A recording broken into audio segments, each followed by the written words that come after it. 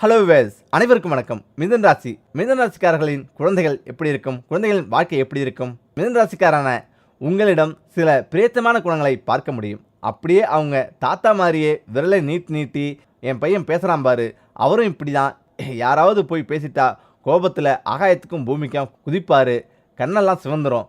இப்படி தந்தவழி பார்ட்னரின் குணராசியங்களை கடந்தும் குரோசங்களுடன் உங்கள் மகன் இருந்தால் உங்கள் ஜாதகத்தில் ராகு யோகமாக இருக்கிறார் என்று அர்த்தம். ஆபீஸில் தலைக்கு மேல் வேலை கிடைத்தாலும் உடம்புக்கு முடியாமல் போனாலும் கூட நித்திய பூஜை தவறாமல் செய்வீர்கள். அனாவசியமாக வெளியில் எதையும் சாப்பிட மாட்டார்.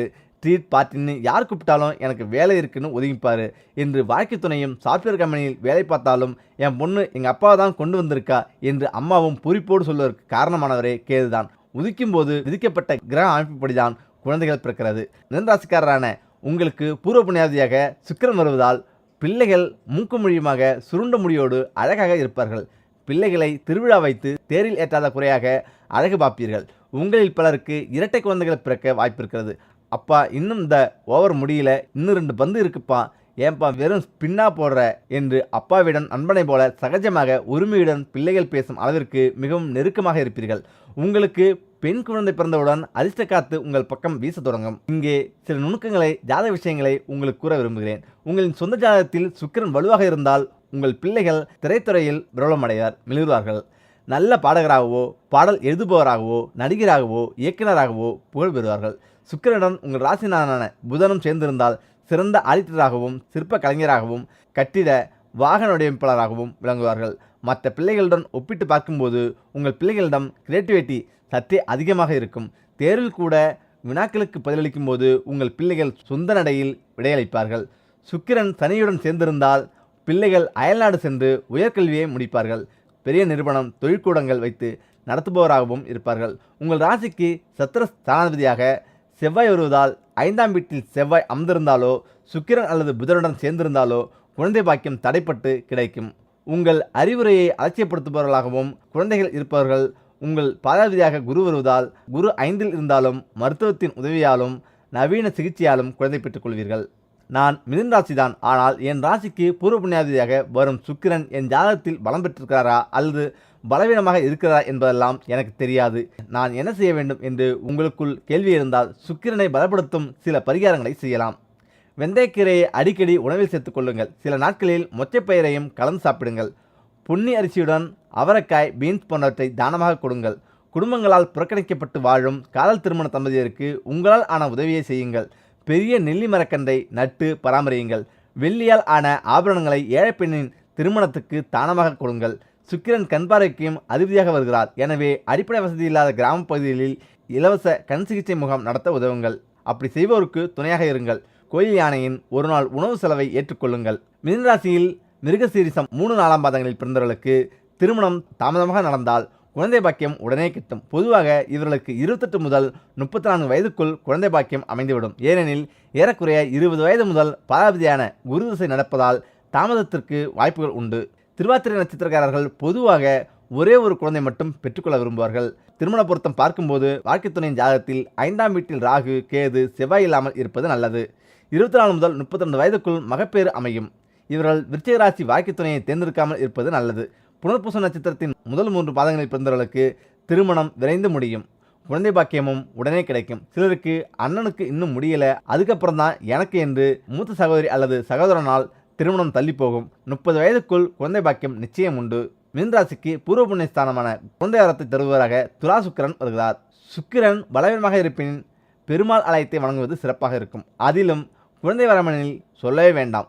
வெண்ணெய் ஏந்திய கிருஷ்ணரான நவநீத கிருஷ்ணனை தரிசித்தாலே போதும். அப்படிப்பட்ட தலமே மதுரை நகரில் உள்ள நவநீத கிருஷ்ணன் ஆலயம். ஒரு முறை இந்த கிருஷ்ணரை தரிசியுங்கள். தன்னை போலவே ஒரு குழந்தையை உங்கள் இல்லத்திலும் தவழ செய்வான். அடுத்ததாக வாழ்வை வளமாக்கும் முருக வழிபாடு. என்னென்ன நன்மைகள் கிட்டும்? முருகன் தமிழ் கடவுள் என அழைக்கப்படுகிறார். பல சித்தர்கள் முருகன் காட்சி தந்ததாக புராணங்கள் சொல்கின்றன.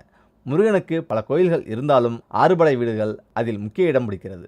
சரவணபவன் என்னும் மந்திரமே முருகனின் உருவமாகிறது.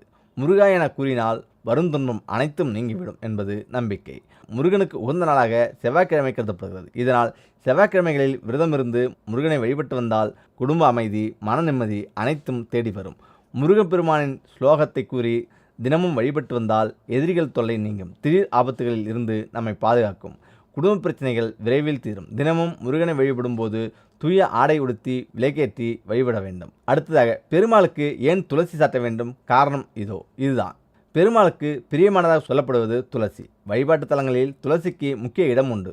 கங்கை நீருக்கு சமமாக கருதப்படும். எனவேதான் துளசி நீரால் இறைவனுக்கு அபிஷேகம் செய்கின்றனர். துளசி இலையின் நுனியில் நான்முகனும், அதாவது பிரம்மா, மத்தியில் திருமாலும், அடியில் சிவனும், மற்றைய பகுதிகளில் 12 ஆதித்யர்களும், 11 ருத்திரர்களும், 8 வாசுக்களும், 2 அஸ்வினி தேவர்களும் உள்ளனர் என்பது நம்பிக்கை. பெருமாள் கோயிலில் கொடுக்கும் துளசி தீர்த்தத்தால் உடலும் மனமும் புத்துணர்ச்சி அடையும். துளசி மாலையை அணிவிக்கும் போது இதயத்திற்கு நேராக வைத்து, சுவாமி, இந்த துளசி மாலையோடு பக்திமயமான என் இதயத்தையும் உனக்கு சமர்ப்பிக்கிறேன். எப்பொழுதும் எனக்கு துணை செய் என ஆண்டவனிடம் பிரார்த்தனை செய்ய வேண்டும். உங்களுடைய அனைத்து துன்பங்களும் விலகி செல்வம் பல மடங்கு பெருகும். அடுத்ததாக, மகிழ்ச்சி அதிகரிக்க, லட்சுமி கடாட்சம் பெருக மாட்டு சாணத்தை கொண்டு இதை செய்யுங்கள். குடும்பத்தில் உள்ள கடன் தொல்லைகள் நீங்கி மகிழ்ச்சி அதிகரிக்க, லட்சுமி கடாட்சம் பெருக நம்மை சுற்றி நேர்மறை அதிர்வுகளை உருவாக்க வேண்டும். இதற்கு ஒரே வழி, வீட்டில் சிறிய ஹோமங்களை செய்ய வேண்டும். வீட்டில் ஹோமம் நடத்துவதற்கு இணையாக வேறொரு பரிகாரம் மற்றும் யாகம் செய்த பலன் கிடைக்க ஒரு சிறந்த வழி பஞ்சகவ்ய விளக்கு ஏற்றுவது. பஞ்சகவ்ய விளக்கை வீட்டில் ஏற்றும் பொழுது யாகம் செய்வதால் கிடைக்கும் அதே நன்மைகள் கிடைக்கும். அது மட்டுமின்றி இதனால் நம்மை சுற்றியுள்ள அனைத்து நெகட்டிவ் வைப்புகளும் நம்மை விட்டு அகன்று விடுகிறது. இதனால் நமக்கு முக்கிய தேவையான ஆரோக்கியம், அமைதி, செல்வ வளம் இவை அனைத்தும் தடங்கள் இன்றி நம்மை தேடி வரும். மேலும் இந்த பஞ்சகவ்ய விளக்கில் உள்ள பொருட்களால் கூடுதல் நன்மைகளும் நமக்கு கிடைக்கிறது. பஞ்சகவ்யம் பஞ்சபூதங்களை சமநிலைப்படுத்தும். பஞ்சகவ்ய விளக்கை எப்படி பயன்படுத்த வேண்டும்? ஒரு பித்தளை தட்டில் அல்லது மண் விளக்கில் உள்ளே வைத்து நெய் அல்லது நல்லெண்ணெயை ஊற்றி திரியை வைத்து தீபம் ஏற்றுவது போலே பஞ்சகவ்ய விளக்கை ஏற்ற வேண்டும். விளக்கு ஏற்றிய பின்னர் விளக்கும் சேர்ந்து எரியும். சுமார் 10 முதல் 15 நிமிடங்கள் எரிந்த பின்னர் விளக்கில் இருந்து யாகம் செய்யும் போது வரும் புகையை போல புகை வரும். அந்த புகை வீடு முழுவதும் பரவி நல்ல பலனை தரும். மற்றும் எரிந்து முடிந்தவுடன் அந்த விளக்கில் உள்ள சாம்பலை திருநீருடன் கலந்து நெற்றியில் பூசிக்கொள்ளலாம் அல்லது செடிகளுக்கு உரமாகவும் பயன்படுத்தலாம். தினமும் பஞ்சகவ்ய விளக்கை வீட்டில் ஏற்றி வந்தால் ஏற்படும் நன்மைகள் இதுதான். வீட்டில் இருக்கும் தீய சக்தியை இது போக்கி பாசிட்டிவ் வைபை உருவாக்கும், கடன் பிரச்சனையை போக்கும், செல்வ வளம் பெருக்கும், வீட்டில் இருக்கும் காற்றை சுத்தப்படுத்தும். நீங்கள் நினைத்த காரியம் நிச்சயம் நடக்கும். அடுத்ததாக, வீட்டு வாசல்படியில் எலுமிச்சை பழத்தை வைப்பது ஏன்? இதற்கு பின் இப்படி ஒரு விஷயமா? பாருங்கள். வீட்டின் பிரதான வாசலில் எப்பொழுதும் குலதெய்வம் மற்றும் மகாலட்சுமி குடியிருப்பதாக கூறப்படுகிறது. இதனால் தன் வீட்டை கட்டும்போது தலைவாசல் வைத்ததும் சிறப்பு பூஜை செய்து பின்னர் மற்ற வீட்டு வேலைகளை துவங்குகின்றனர். இத்தகைய தலைவாசலில் அமர்ந்திருக்கும் தெய்வங்கள் கெட்ட சக்திகளை உள்ளே வரவிடாமல் தடுத்து கொண்டிருக்கும். இதன் சக்தியை அதிகரிப்பதற்காகவே சில பொருட்களை வாசலில் கட்டி தொங்க விடுகிறோம்.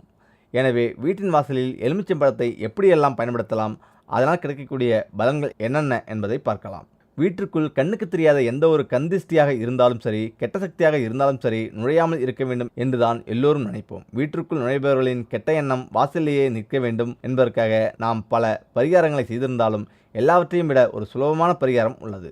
இப்படி செய்யும் பட்சத்தில் வீட்டில் கடன் தொல்லை அதிகரிக்காது, வீட்டில் நிம்மதி நிலைத்திருக்கும், சண்டை சித்தரவுகளுக்கு வாய்ப்பில்லை, சுபகாரிய தடை இருக்காது என்பது குறிப்பிடத்தக்கது. 2 எலுமிச்சை பழங்களை எடுத்துக்கொண்டு அதை 4 பாகங்களாக பிளந்து கொள்ளவும். அதை 4 துண்டுகளாக வெட்டக்கூடாது. பிளக்கப்பட்ட எலுமிச்சை பழத்தின் உள்பாகத்தில் உப்பை முழுமையாக நிரப்பி அதில் 2 மிளகு போடுங்கள். பின் எலுமிச்சை பழத்தின் 4 வெளிபாகத்திலும் மேல் பகுதியில் என மொத்தம் 5 பகுதியிலும் மஞ்சள் மற்றும் குங்குமம் போட்டு வைத்துவிட வேண்டும். இதேபோன்றே 2 எலுமிச்சை பழத்தை நிலவாசப்படியின் 2 பக்கத்திலும் சிறிய தட்டின் மீது வைக்க வேண்டும். புள்ளிகள் இல்லாத எலுமிச்சம்பழத்தை மட்டுமே திஷ்டி கழிக்கவும் இதுபோல வாசலில் வைக்கவும் பயன்படுத்த வேண்டும். இதை வெள்ளிக்கிழமை அன்று காலையில் தான் செய்ய வேண்டும். அடுத்து வரும் வியாழக்கிழமை அன்று அந்த எலுமிச்சம்பழத்தை கால்படாத இடத்திலோ அல்லது ஓடும் தண்ணீரிலோ போட்டு விடலாம். மீண்டும் வெள்ளிக்கிழமை இதேபோல எலுமிச்சம்பழத்தை தயார் செய்து வீட்டு வாசலில் பாதுகாப்பிற்காக வைத்துவிட்டாலே போதும். எதிர்மறை ஆற்றல் ஈர்த்து நல்ல சக்திகளை கொடுக்கக்கூடிய தன்மை எலுமிச்சம்பழத்திற்கு உண்டு. எலுமிச்சம்பழத்தை அதனால்தான் தேவகனி என வர்ணிக்கின்றனர் தேவகர்கள்.